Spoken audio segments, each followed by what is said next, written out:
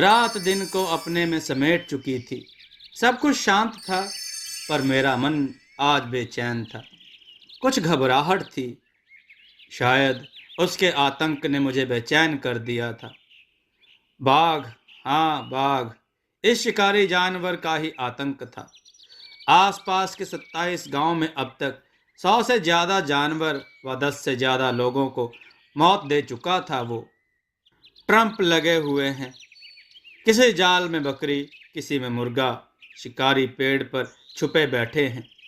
शिकारी के लिए हंसी आती है सरकारी महकमे को देखकर। 1 महीने से सब चल रहा है। शिकारी शिकार कर रहा है, कब आता है कब जाता है, भनक तक नहीं लगती।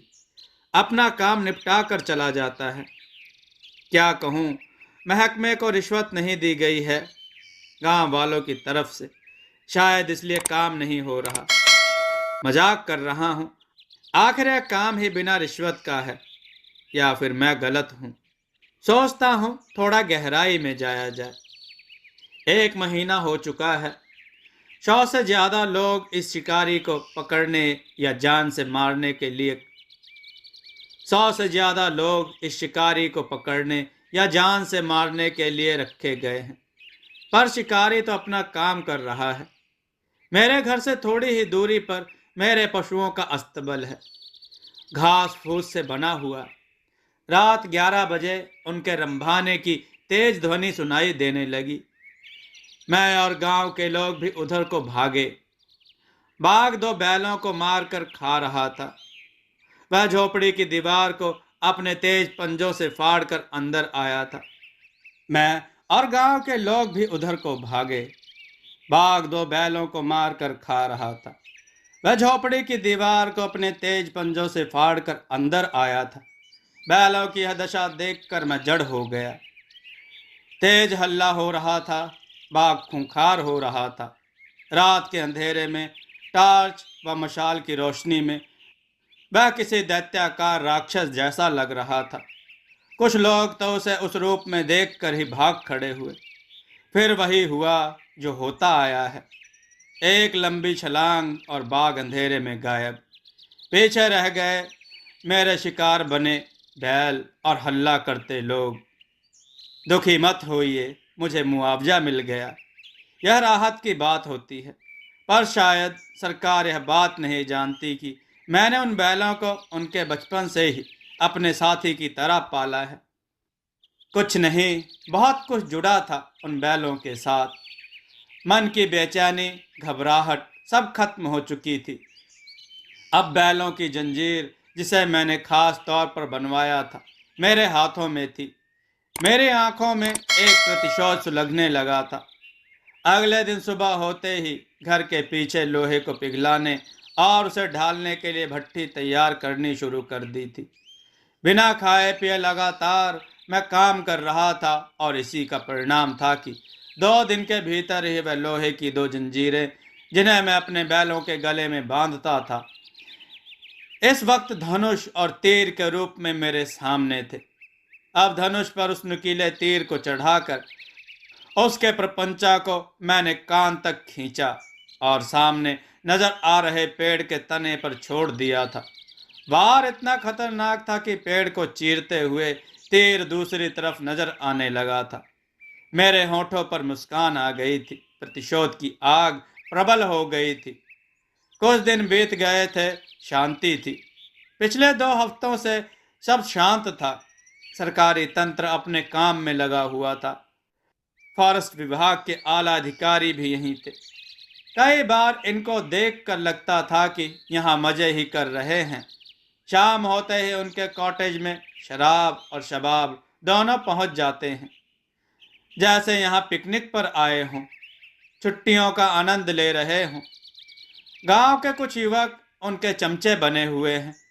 शहर से उनके शराब व अन्य सामान मुहैया कराते हैं और अपना भी डुबकी लगा लेते हैं। आखिर यह बाघ जाता कहाँ है, यह सवाल मेरे मन में उठता रहा। गांव में आता है, शिकार करता है और निकल जाता है। फिर एक दिन सबकी नज़रों से बचकर मैं जंगल की तरफ निकल गया था। मेरे हाथों में मेरा तीर कमान था। मैंने उसी दिशा में तलाश करना शुरू किया जिधर को वह उस दिन बैलों को मार कर भागा था। 4 घंटों से उसे तलाश कर रहा हूँ, कहाँ गायब हो जाता है यह। तभी एक हल्की सी गुर्राहट सुनाई दी। चट्टानों के बीच में एक सुरंग बनी हुई थी और वहां जो देखा उसे देखकर मैं चौंक गया। मेरा शरीर कांपने लगा, धड़कन की स्पीड बढ़ गई। बाघ बिल्कुल मेरे से 20 मीटर दूर ही तो था। मेरी आंखों में चमक और मेरे बैलों के मरे हुए जिस्म घूमने लगे थे। मैं जल्दी से एक पेड़ के ऊपर चढ़ता चला गया ताकि उस बाघ को अपने निशाने पर ले सकूं, और फिर सुरक्षित डाली पर बैठकर मैं उस बाघ को देखने लगा था। मेरी आंखों में ज्वाला जलने लगी थी। अब देर न करते हुए मैंने प्रत्यंचा पर वह घातक तीर चढ़ा दिया था। लोहे का धनुष, लोहे की पतली तार और उस पर चढ़ा वह तीर जिसे मेरे हाथ खींचते हुए मेरे कानों तक ले आए थे। धनुष खिंचाव का स्वर मेरे कानों में गूंज रहा था। अपने बैलों के साथ बिताया वह हर समय मुझे ध्यान आ रहा था। उनके बचपन से लेकर बड़े होने तक का हर लम्हा मेरी आंखों के सामने घूम गया था। अब मैंने आंखें बंद करके दोबारा से खोली।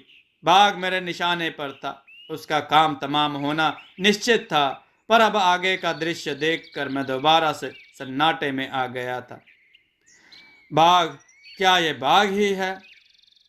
धनुष की प्रत्यंचा अब दोबारा से ढीली होती चली गई। मेरे हाथ रुक गए थे। दिमाग कब तेजी से चलने लगा था। नहीं, शायद मैं गलत हूं।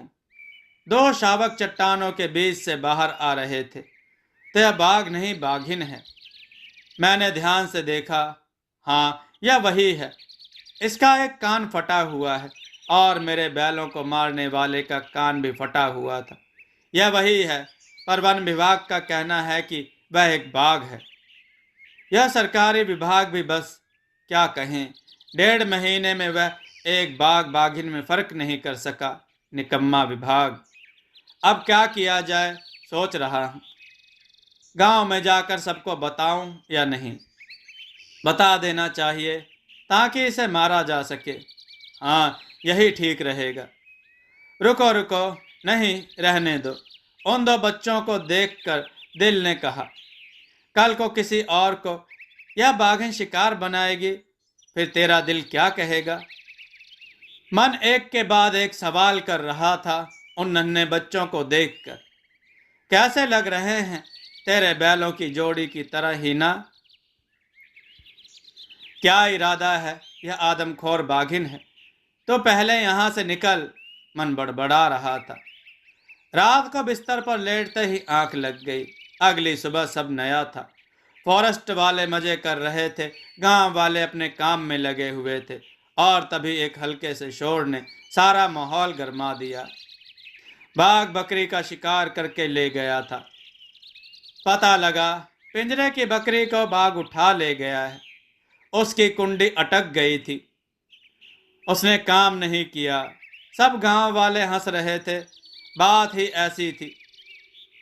मैं जंगल की तरफ चल दिया, पर घबराहट कम थी और मैं बहुत ही जल्दी वहां पहुंच गया। बाघिन व शावक दिखाई नहीं दे रहे थे। मैं वहीं एक सीधे पेड़ पर चढ़ गया। दो लगभग 2 घंटे बाद बाघिन व बच्चे बाहर आए। पहली बार दिल खुश हो गया उन्हें देखकर। बच्चे अपनी मस्ती में थे, अपनी माँ के साथ अटखेलियां करने में लगे थे। मुझे चिंता सी होने लगी, अगर वन विभाग ने पकड़ लिया तो क्या होगा। पर यही ज़्यादा अच्छा रहेगा। इस जगह से उसे बेहोश किया जा सकता है और आसानी से पकड़ा जा सकता है, वरना कहीं गांव में बाघिन आए और किसी शिकारी की गोली का शिकार ना हो जाए। तब उसके बच्चे का क्या होगा? मेरे बैलों का दुख मुझे उन बच्चों में दिखाई दे रहा था। मैं सीधा नीचे उतरा। पेड़ से जाकर वन विभाग को सारी जानकारी दी और उनसे आश्वासन लिया कि बाघिन को जिंदा ही पकड़े। वन विभाग के अधिकारी मुझे गुस्से से घूर रहे थे। मेरे अकेले जंगल में जाने के कारण यह उनकी नज़र में अपराध था, परंतु वे कर कुछ नहीं सकते थे, क्योंकि अब मैं ही उन्हें उस स्थान पर ले जाने वाला था। इसलिए सिर्फ 4 घंटे में ही वह बेहोश कर दी गई और पिंजरे में डाल दी गई। सबसे पहले मैंने ही उन दोनों शावकों को गुफा से बाहर निकाला। दोनों ही एकदम कोमल थे।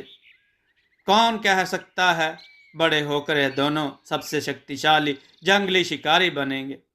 मैंने उन्हें अपने कंधे पर रखा। मेरे बदन में एक सिरहन सी दौड़ गई। मैंने वही स्पर्श महसूस किया जब मेरे बैल अपने सिर को मेरे कंधे पर रख देते थे। क्या यह मेरे बैलों का नया जन्म है? मैंने नन्हे शावकों को पिंजरे में डाल दिया। मैं सोचते हुए चल पड़ा। मैंने मुड़कर उन्हें पुकारा, लालू कालू। वह दोनों शावक एक झटके से खड़े हो गए, मुझे देखने लगे। मेरे चेहरे पर मुस्कान लौट आई है। लौट आए थे मेरे 2 बैल। दोस्तों, आपको यह कथा कैसी लगी? अपने विचार और सुझाव कमेंट में जरूर दें। हमारी कथाओं को लाइक करें, हमारे चैनल को सब्सक्राइब करना न भूलें। हमारी कथाओं को शेयर जरूर करें, जिससे लोगों को अच्छा ज्ञान प्राप्त हो। जय श्री राम भक्तों।